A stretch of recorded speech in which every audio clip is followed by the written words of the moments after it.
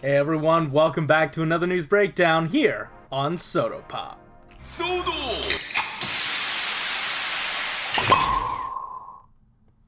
Alright, as always, I'm your host of Frozen Stratos, and today, well, we really only have the Kamen Rider Candy Toy news blog to get through, but I did want to pay a passing mention to the news that came out about the Senki movie, the Super Sentai Kamen Rider crossover movie. Now, if you don't want to hear this, just skip ahead a few seconds, because it won't take too long. 3, 2, 1... Hey, turns out that during the press conference for Kamen Rider vs. Super Sentai X, Super Sentai Senki, whatever, whichever one it is, hey, Ichigo's coming back, and he's gonna be a main dude in the thing, I guess? Or at least he's gonna show up. He showed up to that press conference, and he'll just be in the movie to some capacity. Now, he did note years ago during Ghost, when he appeared last, he said, I feel like he expressed something to the effect of, he wanted to be in the suit, like actually acting, actually doing the stunt acting in the suit, anytime that Ichigo was on screen and he was brought back for it. So it's gonna be interesting to see if he actually follows through on that, or if the other one was like his final role inside the suit. Either way, it's going to be very interesting going forward, but with that said, that is it for that. Let us hop on into the brand new blog. And it's going to be very exciting because this is a fan favorite character, apparently. Let's take a look at Desast. And this is going to be a bit of a different blog than usual because not only are we going to be taking a look at Desast, G decided to take us in a tour around the Bandai offices. Now, it only really covers the first, second, and top floors, kind of, and we're just gonna talk that all the way through as we move along with this figure. So, yeah, Desast.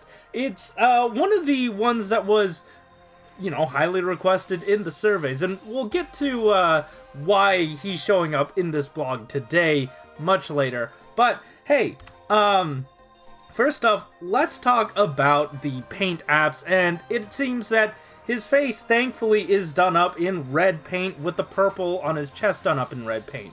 Though, of note, it seems that the purple on his arms, that's actually going to be done in stickers. Now, they did say they did a good job at paint matching the stickers to the paint, and I gotta agree, it looks really good. But what, not what upsets me, but what gives me pause is that that sticker sort of goes around that circular area. Hopefully that'll be a good anchor point for the sticker, but I can see that getting potentially futzed with if you're not careful, since it's like on a jointed area. I don't know.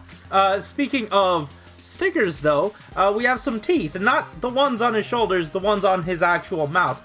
That is going to be done in stickers, and they said there is a slight gradient in the teeth as well. It was hard for them to get like the sort of distressed white on his teeth, so they decided to go with stickers on that, and that makes complete sense. Anyway, let's now take a look at what this man's pointing at, and it is the first floor of the Bandai offices. Now, this pipe that you're seeing here, and also that locker from earlier, those aren't going to be included in any sort of Soto set. These aren't Soto, and G made sure to mention that those aren't actually Soto items, because sometimes just strange things appear in Candy Toy. So those aren't Soto. Anyway, this is the first floor. It's typically open to the public, but due to the pandemic, you know, can't really take a look. But we can go through and check out all of the belts, specifically the Sword Driver? So, is that it? Seiken Sword Driver. I almost forgot the name. I don't even know if that's the right one. I'm sure someone will correct me. But, yeah, this is Saber's belt on display for 2020, and it looks pretty good. It even has Blades and Espada back there. But there's also a ride book loaded in. Speaking of ride books, there's a ride book holding hand. Now, if you remember last week, I was talking about, oh hey, it would make sense that a potential accessory set would come with a ride book holding hand.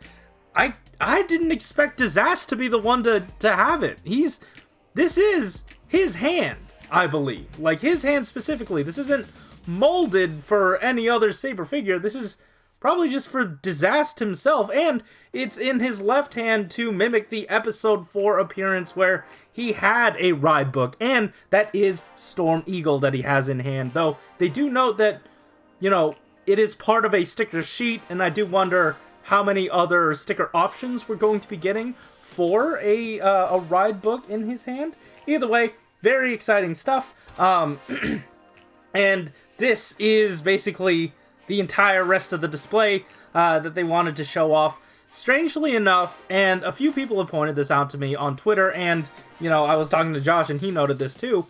Ghost's belt is missing. I have no idea what that's about. And I believe... Oh no, Forze's belt is there. But I don't know, it's really strange. Wait, yeah, Geheim's belt's missing as well? I don't know what that's about. And the blog didn't say anything about it, so I'm just gonna skip that and see what happens. Maybe they're being dusted. I have no idea. To be fair, people aren't being let into this area at all, so they're probably in a state of disrepair a little bit. I don't know why they'd take those belts down. Anyway, moving on to the second floor, where we brought the pipe back again, and we can now take a look at basically a Bandai timeline, and it basically lays out the entire history of Bandai going forward. They even said that, hey, please make note of 1981, it may be on a test later. And also, that's right, Desast has his sword! It's great for pointing at things, which is why they decided to point that out. It looks pretty good. It is probably all going to be molded in sticker, and you know that skull, that tiny skull there, is probably molded, and then just gotta press that sticker around it. It's rather unfortunate, but that's just how Shodo do sometimes. It looks alright, it looks fairly decent for what it is, and I'm just excited to have it at all. And while we're here, let us now take a look at this.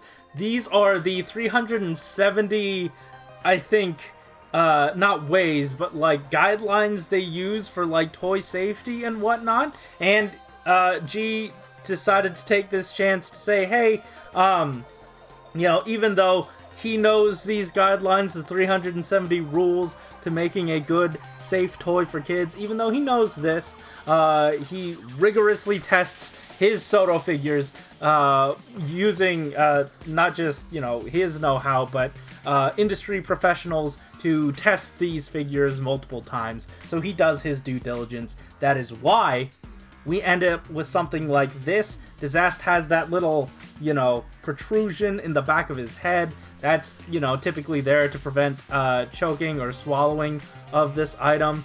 It's unfortunate, but thankfully it is toward the back and potentially easy to snip off with some nippers, hopefully.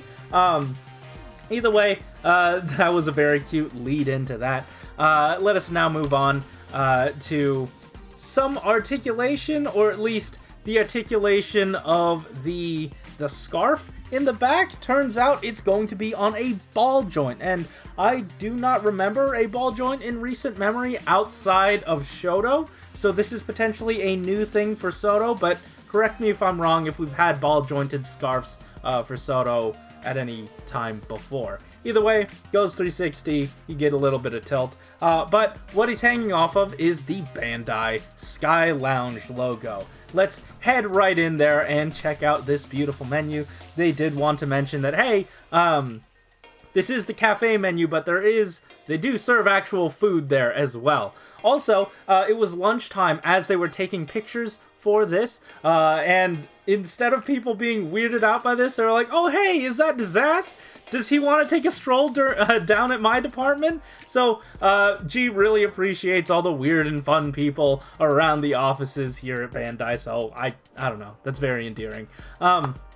So yeah, that's really cool. Let's now move on to the final few pictures. Basically, hey, this is the top floor now. It was kind of rainy out that day, and it was sort of befitting Desast specifically for this most recent episode. not going to spoil it, mostly because I don't technically know all the details about what goes on. Seems like a sad thing happened, but they wanted to rush this one out because not only did a lot of people vote for this, a lot of people wanted it in the survey. They wanted to, you know, have it coincide with this big event for Desast in this most recent episode. And speaking of rushed, this figure is actually part of Book 10. So this is our first look at a figure in Book 10. And in terms of Book 9, we didn't get anything this week. That is going to be left for next week, which I'm definitely looking forward to. We're going to be rounding this set out. It's going to be interesting because most of these guys are blue, and I'm really hoping it's another blue figure, and I'm really, really hoping that it's Realizing Hopper. It's probably not going to be, but, you know, one can dream. But yeah, that is it for regular Soto this week, but we had a blog promised to us from D-Man himself, and he has for us some new information about Soto Ryuki, or Soto Chronicle Ryuki. And he doesn't dive into the premium Bandai sets just yet. First off, he heads into a little addendum for Ryuki 2. It turns out we weren't shown all the pics just yet, and it turns out everybody gets a card holding hand. So that's really neat. On top of that, you can take the card sticker for Survive and put that on your regular Kamen Rider Knight, and then mount the visor onto his arm to make it look like he's transforming into Knight Survive. Anyway, that's it for Knight's little addendum. We also have... Oh no. Maja? No, that's a Gaim thing. This is... It's gonna come to me later, and I'm gonna be very upset at myself. I know his dude's Venosnaker. I know a lot of... Oja! That's his name! And he has actually a brand new molded hand. So everyone else has the, you know, holding it up like this hand, but he gets a new mold, so he can, like, slot it in specifically to his, you know, opened visor staff. Open visor version of his staff. And basically, card holding hand plus open visor. That's kind of the template for the rest of these figures as well, except for Ryuki himself. This is the non-contracted Ryuki, and he does actually come with his unbroken sword. So that's really neat. And like I said, card holding hand, open visor on the shoulder, card holding hand, open visor on the gauntlet. That's basically it for these guys, but they are very neat inclusions. They were included in the first Ryuki figures, so it makes sense that they show up here as well. And I don't think anyone was questioning whether they would be here or not. Anyway, that is it for Ryuki 2. Let's now move on to the premium Bandai sets. Now, like I said, we were promised these way earlier, so let's now take a look at, oh dear, did I forget the name again? It's the Bat. It's Knight's Bat when he turns into Survive. It looks great. This is the Dark Raider set. Is his name Dark Raider? The set is called Dark Raider, and there is a lot of paint on this set. Plenty of gold, all the blue is molded, but the head painted all over the place. So you're getting a lot of value there. Also, Knight is going to get a few extra, I guess, parts, because you get a posable cape, which is great because when you're on a bike, your cape's going to be flowing, so this is pretty, you know, pretty helpful for those poses. Anyway, also, he is going to be coming with a different version of his dagger, or I guess his sword in, like, more of a dagger mode, so you can slot in the card, so that's really neat. It also comes with a left card holding hand, so that is not going to be coming in the retail set. The left hand, that is in the premium Bandai set. Also, there are, I guess, specific, not cutouts, but like extra parts to help you stand Knight onto the back of this figure, and help him basically grab hold of it and turn it into a bike. Now, there are a few, I don't want to say complications, but there are a few notes about this bike, specifically in the chest. When it transforms from a bat into this mode, basically the show, it looks like there's an engine block where an engine block should be when he's in this mode. But they decided, hey, we're going to make this specifically in favor of the beast mode rather than the bike mode. So the engine block that's supposed to look like an engine block ends up looking like a chest, which I don't know. It makes sense. It still kind of looks like a chest, so I'm fine with that. Anyway, that is it for this bike, but that is not it for the accessories, because we have Night Survives final vent. This is, I believe, and I guess Soda believes as well, the first time that this has ever been recreated in plastic at all, ever. So that's neat. And like I said, this is his final vent. It doesn't appear too often, but they decided, hey, since we did that first one, you know, with Knight in a cornet pose, they did have to do this. They did set the precedent. Also, when he drew up these sketches for this thing, a lot of people around him were taken aback. Even Mr. S, no relation, of Mega House was taken aback by this. They even had to dedicate a whole new mold to it. They couldn't fit this into an existing mold. They had to make a brand new mold to make this happen, but they did it. They absolutely did it. I remember in the blog, D-Man saying something like, you know, Soto is usually known to really help out those people, to scratch the itch of the people who really like some of the obscure stuff, but even this was kind of unprecedented for him. So, hey, this is really awesome that we get it at all, and technically, you are getting a whole extra vehicle, right? Technically, it is another one, because, like, here's everything that it comes with. You get the bat, it turns into a bike, or you could just have the other thing on the side. Like, you could display both. It's two bikes, kinda. Two for the price of one. Also, it does come with a display stand. It is basically just the Shokugan base armature, but it is going to be cast in blue. It doesn't seem like there's, like, an actual base to it, but you do get the armature. Anyway, that is it for this set. Let's now move in to something a little more, well, this is still pretty interesting, but let's move on into it. Oh, actually, I forgot to tell you the price of this thing. This retails for 6,000 yen in Japan, or 6,600 with tax. And that is for premium Bandai, but if you go to Tokullectibles now, which is linked in the description down below, not sponsored, they have it up for, I believe, 66 plus 30, $98. I believe it's $98 for this, shipped to you, no other middleman fees. It's only an additional $32, so that's really awesome. Like, you know, if yen and dollars were 1-to-1, and then you use the tax version. Either way, plus $32, not too bad of a markup. So let's now move on into this next set. The first figure in this next set is Venosnaker. This thing is massive and also pretty much just another drag redder, but with snake bits on it. So they were actually saying something like, hey, this is cheaper. This set actually came out a little cheaper because this is kind of just a remold anyway.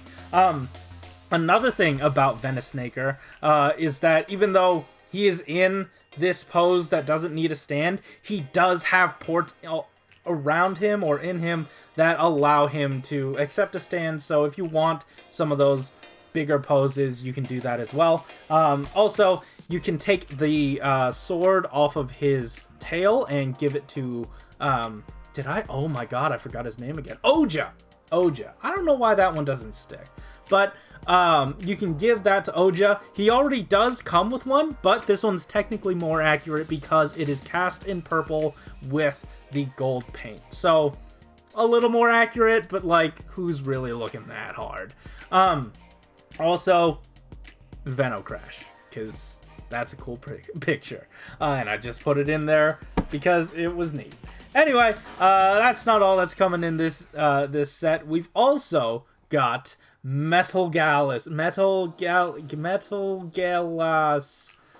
It's a strange name.